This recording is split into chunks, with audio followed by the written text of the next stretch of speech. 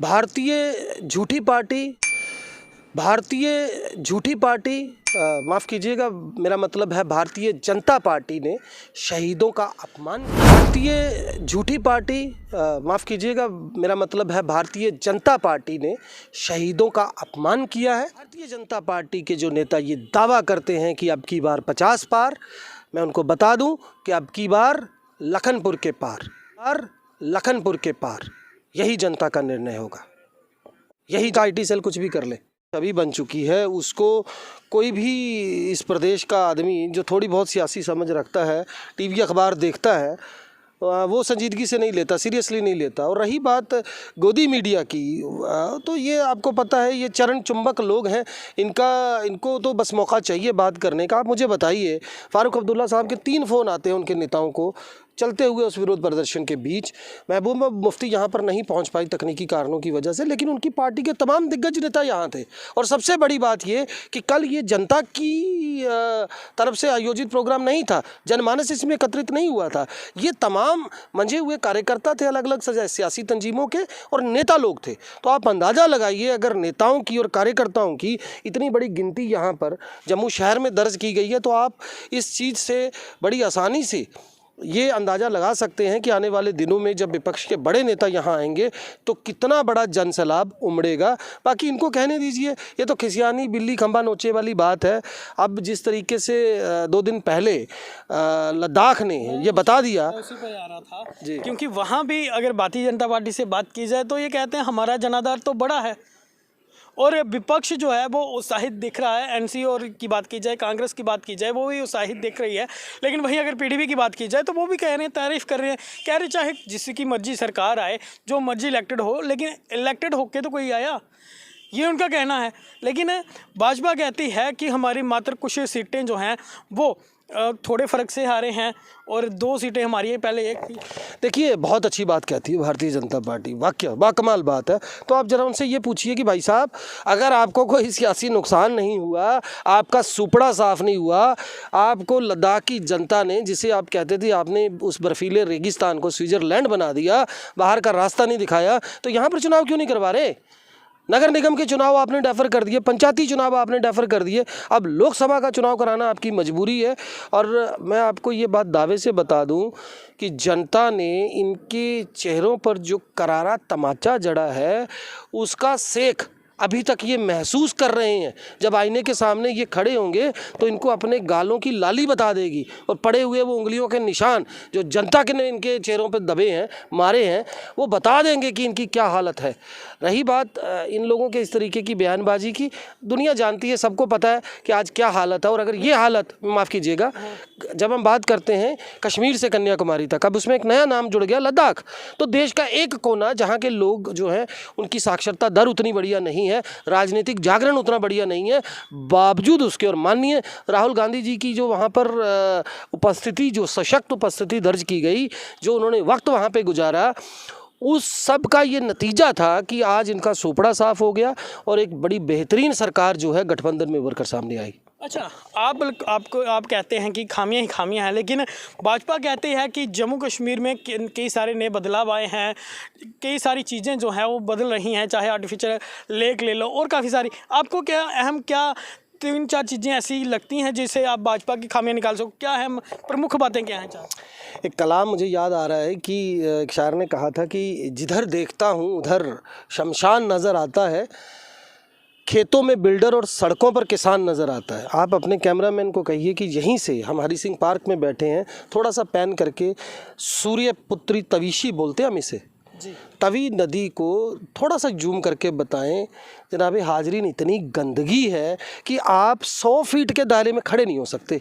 शहर के तमाम बड़े जो नाले हैं 14 से 15 के बीच, उनका सारा कचरा इसमें गिरता है। मुझे तो ये शक है जो बायोमेडिकल वेस्ट है शहर के बड़े अस्पतालों का, उसका भी कोई इनके पास सॉलिड वेस्ट मैनेजमेंट का प्लान नहीं है। आपको यहाँ आसमान में आप देखिए, यहाँ भी आप कैमरा पैन कर सकते हैं, उड़ती हुई चीलें बता देंगी कि इनकी सॉलिड वेस्ट मैनेजमेंट क्या है। मैं जनाब आपको साफ साफ शब्दों में बताऊं, आप किसी सेक्टर में देख लीजिए, आप बेरोजगारी के मामले में देख लीजिए, पर्यटन के लिहाज से आपने बात की, आर्टिफिशियल लेक की हालत देखिए, गंडोला परियोजना इनकी कहाँ खड़ी है। अपना रघुनाथ बाजार के जीर्णोद्वार की बात थी, मुबारक मंडी का नए सिरे से निर्माण होना था, कहाँ अधर में लटका हुआ है। जियो बोता घाट देखिए, अम्बरा को देखिए, आप बनखंडी के मंदिर चले जाइए, मानसर देखिए, सुरईसर देखिए, मानतलाई देखिए, कितनी जगह में गिनाऊँ आपको। एक ऐसा प्रदेश जिसका सब कुछ जो मैसर करता है उसके पर्यटन पर, सैलानियों की आमद पर, वहाँ पर ये परिस्थितियां बनी हुई हैं। आज हर आदमी रो रहा है, चाहे वो टैक्सी वाला है, रेस्तरां वाला है, कोई होटल वाला है, हर वो आदमी जो टूरिज़्म से प्रत्यक्ष या परोक्ष रूप से जुड़ा है वो परेशान है। तो भारतीय जनता पार्टी के ये मैं कहूँगा, ये माफ़ कीजिएगा, इस शब्द में बोलना नहीं चाहता, लेकिन इनका रवैया ऐसा है कि मुझे बोलना पड़ रहा है। ये जाहिल नेता हैं, इनको दिखता ही नहीं है कि असल में ज़मीनी हकीकत क्या है। लोग परेशान हैं, बावजूद उसके वो मुझे बड़ा साफ शब्दों में मैं कहना चाहूँगा, अच्छा लगता है ये बताते हुए कि ये ना देख सकते हैं, ना सुन सकते हैं। बोलने की कुव्वत तो इनमें थी नहीं, ना दिल्ली वाले इनकी बात सुनते हैं, ना यूपी वाले इनकी बात सुनते हैं। तो हालात ये बन चुके हैं कि ये लोग जो हैं, सिवाय अपनी पीठ नाहक थपथपाने के, और इनके पास ना करने को कुछ है, ना कहने को कुछ है। भाजपा का ये कहना था और दावा था अब की बार 50 पार, किस तरह देखते हैं? और जिस तरह 5 राज्यों में चुनाव की तारीखों का ऐलान हुआ है, विपक्ष किस तरह देख रहा है? देखिए, मुझे बताइए, भारतीय जनता पार्टी के नेताओं को कोई पूछे, कोई थोड़ी सी दूरदर्शिता इनमें है? आपने देखा पिछले दिनों इन्होंने एक, मैं कहूँगा पाखंड, मैं से कहूँगा, वो एक रचा इन्होंने। मैं उस पे भी आऊँगा। मतलब ये शहीदों के घरों में पहुंच गए, उनकी शहीदों के घरों की मिट्टी इकट्ठी करने को। 2017 में एक आरटीआई सामने आई थी जिसमें एमओडी ने ये बताया था कि we won't have any definition for the martyrs. शहीदों के लिए इनके पास कोई परिभाषा ही नहीं।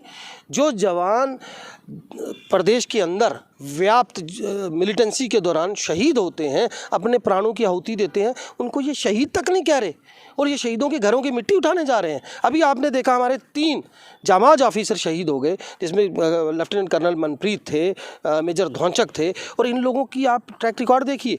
आरआर राष्ट्रीय राइफल्स के ये वो मैं कहूँगा जांबाज अधिकारी थे जो इससे पहले भी जिन्होंने बड़े सारे ऐसे ऑपरेशंस में हिस्सा लिया। मेजर धौंचक पर तो आतंकियों ने ग्रेनेड से हमला किया था।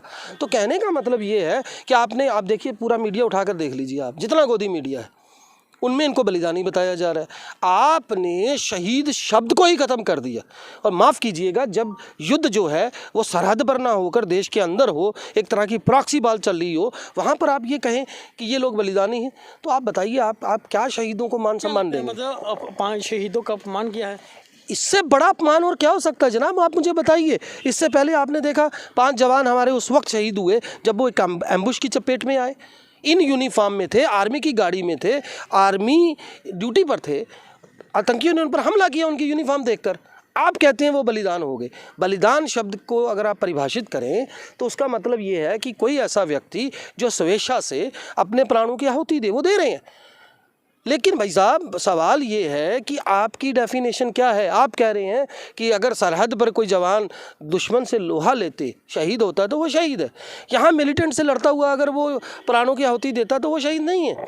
आप डीएसपी मुजम्मिल भट्ट का नाम ले लीजिए, उनके खुद के वालिद जो हैं वो आला अधिकारी रहे पुलिस में, उन्होंने अपना नौजवान बेटा गंवाया है, जो कितने घंटे वहाँ आतंकियों की सीधी गोलाबारी की रेंज में थे।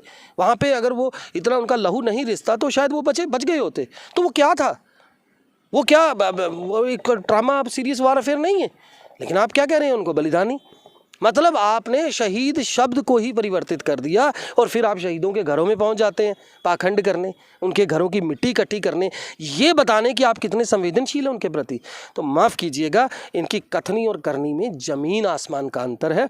आप जिधर देख लें आप, अभी ये जो 13,000 करोड़ का गड़बड़ झाला आया, क्या इनको शर्म नहीं आती? यहाँ का जो प्रबंधन है सरकार का, एक सीनियर IAS ऑफिसर जो है इतना गंभीर आरोप जो है यहाँ के LG पे लगा रहा है। उनकी आप कंप्लेंट पढ़िए, वो साफ कह दलित हैं। यही कारण था ना, उनका दोष क्या था? वो दलित थे, यही दोष था। आपने उनको भरी पूरी सभा में से उठाकर बाहर निकाल दिया। उसके बाद उसी तर्ज पर आपके चीफ सेक्रेटरी ने भी निकाल दिया। क्यों? और आप उनके सवालों का कोई जवाब नहीं दे रहे। और आपके ये जो चाटुकार पत्रकार है वो क्या कह रहे हैं? मैंने सुना, वो बता रहे हैं जी 2008 में वो जब मेंढर में थे तो जनाब एक लाइट जो है उन्होंने वो नहीं लगाई थी, तो तत्कालीन डीसी ने उनके खिलाफ कंप्लेन की थी। वो उधमपुर में डीसी थे, तत्कालीन मंत्री ने उनके खिलाफ कंप्लेन की थी। मैं अशोक परमार की बात कर रहा हूँ, जेडीए में थे तो तब यहाँ पर इनके खिलाफ कंप्लेन आई थी। अरे भाई साहब, आप मुद्दे की बात कीजिए। आज 2023 में जो उन्होंने इल्ज़ाम लगाया है उसका जवाब क्या है आपके पास? और फिर ये इनके जो निचले दर्जे के ऑफिसर्स हैं वो क्लेम करते हैं जी कोई गड़बड़ झाला नहीं हुआ। नहीं हुआ तो करवाइए जांच, दूध का दूध और पानी का पानी हो जाएगा। अगरचे मैं कहूँगा सीबीआई जांच पे वो क्रेडिबिलिटी अभी दिखती नहीं है। वो ये भी सच है, आज हालत ये कर दी मोदी सरकार ने कि आज वो एजेंसीज जिनकी एक क्रेडिबिलिटी होती थी, एक विश्वसनीयता होती थी, आज उन पर लोगों को यकीन नहीं है। फिर भी आप जांच करवाइए, दूध का दूध और पानी का पानी हो जाएगा। इतने बुरे हालात यहाँ पर हैं। मैं आपको विकास जी बताऊँ, आपको याद होगा आज से करीब 1 साल पहले मैंने एक प्रेस कॉन्फ्रेंस की थी आयुष्मान परियोजना पर। कितना बड़ा गड़बड़ झाला है वो। ऐसे आपको हज़ारों केस मिलेंगे जहाँ पर मरीज दाखिल ही नहीं हुआ लेकिन उसका इलाज हो गया लाखों रुपए का। ऐसे केसेस मिलेंगे जहां मरीजों को जबरन दाखिल किया गया, उनको ज़रूरत थी ऑपरेट करने की या नहीं लेकिन कर दिया गया क्योंकि पैसा मिल रहा था। तो ऐसे कितने गड़बड़ झाले, कितने घोटाले, कितने स्कैम आप देखिए, जैसे ये सत्ता से बाहर होंगे आपके सामने नजर आ जाएंगे। क्या लगता है, मैंने बात की थी 5 राज्यों पे, क्या लगता है इंडिया गठबंधन कितना उसमें विश्वास है कि क्या कुछ होगा? भाजपा तो अपनी पीठ से थपा ही रही है। लद्दाख ने जवाब दे दिया जी। अगले आगामी दिनों में सुपड़ा साफ हो जाएगा भारतीय जनता पार्टी के उस अहम का, ये तय है। आप मुझे बताइए, आपको ये चीज़ें साफ दिखनी चाहिए। जब मोदी साहब अपने 40 मिनट के भाषण में 60 बार कांग्रेस का नाम लेते हैं तो क्या इससे स्पष्ट नहीं हो रहा हालात कैसे बन चुके हैं? राजस्थान की बात कीजिए, आज इनकी पार्टी के जो आला नेता थे, जैसे वसुंधरा राजे की आप बात कर लें, आप शिवराज चौहान की बात कर लें, वो लोग जो हैं उनके अंदर बड़ा गुस्सा है, बड़ा आक्रोश है और कहीं ना कहीं इनकी जो आपसी मैं कहूँगा जो मान फुटबल हो रही है, जो आपसी है, उसकी वजह से इनका नुकसान तो होना तय है। लेकिन अब जनता जो आजिज़ आ चुकी है इनके इन तुगलकी फरमानों से और तानाशाही से, एकदम आप देखेंगे इन 5 राज्यों में सुपड़ा साफ होगा। हाँ, एक चीज़ मैं ज़रूर कहूँगा, मैंने पहले भी कहा है, आज भी कहूँगा और ये मैं व्यक्तिगत तौर पर कहना चाहता हूँ, इन 5 राज्यों में आप देखिएगा ईवीएम अच्छे से काम करेगी जैसे लद्दाख में की। लेकिन आज वक्त की ज़रूरत है। आज बिजली पर, पानी पर, मैं कहूँगा टमाटर प्याज पर या बाकी की चीज़ें, चाहे फिर वो एलपीजी की बात हो या महंगाई बेरोजगारी की बात हो, उन सब से कहीं ज़्यादा अहम है ईवीएम पर विरोध करना। माफ़ कीजिएगा, जिस लोकतांत्रिक व्यवस्था का आधार चुनाव होता है और उस चुनाव को करवाने के लिए जो बुनियादी उपकरण है वो ईवीएम है। आज ईवीएम पर पूरे देश को आशंका है। यहाँ आपने देखा हज़ारों ऐसे डिमॉन्स्ट्रेशंस हुए जो आईटी टेक्नीशियंस ने दिए, नेताओं ने सवाल उठाए। और एक बात तय है, सूचना और तकनीक के इस युग में, मैं थोड़ा जल्दी बोल रहा हूँ ताकि समय का अभाव है, सूचना और तकनीक के इस युग में अगर आप देखें, हालात ये बन चुके हैं कि आप अमेरिका में बैठ के यहाँ कंप्यूटर ऑपरेट कर सकते हैं। और जब आपने वीवीपैट को बीच में लाया और ये सवाल उठ रहे हैं आपसे कि कहीं पर भी किसी तरीके की कोई हैकिंग हो सकती है, तो भाई साहब आप अगर आपकी नीयत साफ़ है तो आप क्यों नहीं उसी रणनीति पर आते जो पहले थी, यानी कि बैलेट पे क्यों नहीं आते? और वो देश जिन्होंने इसकी ईजाद की, इस मशीन की, ईवीएम की, जब वो इसका इस्तेमाल नहीं कर रहे तो भाई साहब आप क्यों कर रहे हैं? इसका सीधा मतलब है अगर आप विपक्ष के सवालों पर कोई जवाब नहीं देना चाहते, पूरी तरह से इसे नज़रअंदाज कर रहे हैं। और देखिए कितनी शर्म की बात है, देश का चीफ जस्टिस इतना बड़ा फैसला देता है कि भाई कल तक तो आपकी मर्जी चलती थी, जिसको दिल किया माननीय प्रधानमंत्री नरेंद्र मोदी उठाएंगे, इलेक्शन कमिश्नर बना के बिठा देंगे, जैसे वर्मा को बिठाया था इन्होंने। आपके सामने है जिस तरीके से ईडीआई ने काम किया। मेरा सवाल ये है कि जब चीफ जस्टिस ने इतना बड़ा फैसला दिया, आपने उसको अध्यादेश लाकर पलट दिया, आपने दिल्ली सरकार के अख्तियार छीनने के लिए सुप्रीम कोर्ट के फैसले को पलट दिया। आप इस तरीके के निर्णय लेते चले जा रहे हैं। आप देश के सर्वोच्च न्यायालय को नहीं मान रहे, तो और मुझे बताइए पीछे क्या रह गया? अच्छा, आखिर में एक छोटा सा सवाल और छोटा सा ही उसका जवाब चाहूँगा। कल के बाद क्या तय किया गया, क्या? और वहाँ का कमेंट भी आ रहे थे कि बस एक दिन का विरोध प्रदर्शन है, उसके बाद भूल जाते हैं। क्या आगे की रणनीति रहने वाली है? पहली तो बात ये कि ये जो कमेंट्स आप इक्के दुक्के देखते हैं, ये भाजपा का आईटी सेल है, इससे ज़्यादा कुछ नहीं। यहाँ कुछ एक गोदी पत्रकार जो चरण चुंबक हैं, जो इनके दरबारी हैं और जिनको इनके अलावा कुछ दिखता नहीं, ये उन्हीं लोगों के कमेंट्स होते हैं। आम जनता के जब आप कमेंट्स देखेंगे, आपको रविंद्र राणा की पोस्ट पे कमेंट दिखेगा, जब वो 50 पार की बात करता तो आगे से जवाब आता है 50 पार नहीं, लखनपुर के पार। तो ये वास्तु स्थिति है। बाकी मैं आपको बता दूं, माननीय राहुल गांधी जी की अगुवाई में जिस तरीके से समूचा देश जुड़ा है, और ख़ास तौर से मैं जम्मू कश्मीर की बात करूं तो मेरे अध्यक्ष माननीय हमारे वकार रसूल वानी साहब जो हैं, जिस तरीके से उन्होंने एक पकड़ बनाई है पूरी पार्टी के अंदर। और अब आप देखिए, ऐसा वक्त आ चुका है कि एक बड़ा जनसैलाब नेताओं का, वर्कर्स का, कार्यकर्ता जो चाहते हैं दिल से जुड़ना, वो पार्टी की तरफ आकर्षित हो रहे हैं। हर दिन नई ज्वाइनिंग जो है उनकी अगुवाई में हो रही है। तो मैं ये कहना चाहता हूँ कि ये जो इनका इल्ज़ाम है, इसका जवाब इनको बहुत जल्द मिलने वाला है। व्यापक स्तर पर न केवल विरोध प्रदर्शन होंगे, बल्कि इंडिया के तमाम छोटे बड़े घटक दलों के तमाम नेता जम्मू कश्मीर आएंगे। इसकी घोषणा पहले वानी साहब ने की है, और आप देखेंगे बहुत जल्दी जब वो लोग यहाँ पर वो बड़े मंझे हुए और मैं कहूँगा कि बड़ी प्रसिद्धि हासिल किए जो नेता जब यहाँ पर पहुँचेंगे, तो आपको इतना बड़ा जनसैलाब जम्मू के अंदर दिखेगा कि भाजपाई नेता स्तब्ध हो जाएंगे। इनके पास किसी बात का कोई जवाब नहीं होगा। और इंडिया की अगुवाई में, इंडिया के लिए, इंडिया के लोगों के लिए ये जो लड़ाई अब समूचा विपक्ष एकजुट होकर लड़ रहा है, उसके बड़े सुखद और सकारात्मक नतीजे आपको निकट भविष्य में देखने को मिलेंगे। बिल्कुल, इंडिया गठबंधन की बात की जाए तो जगदीप जी का कहना है कि इसके बड़े अच्छे परिणाम जो है वो आने वाले इलेक्शन के बाद मिलेंगे। फिलहाल आपको क्या लगता है? कमेंट बॉक्स में अपनी महत्वपूर्ण राय जरूर रखें। फिलहाल के लिए इतना ही। और भी लेटेस्ट अपडेट के लिए आप बने रहें और देखते रहें JK Live न्यूज़।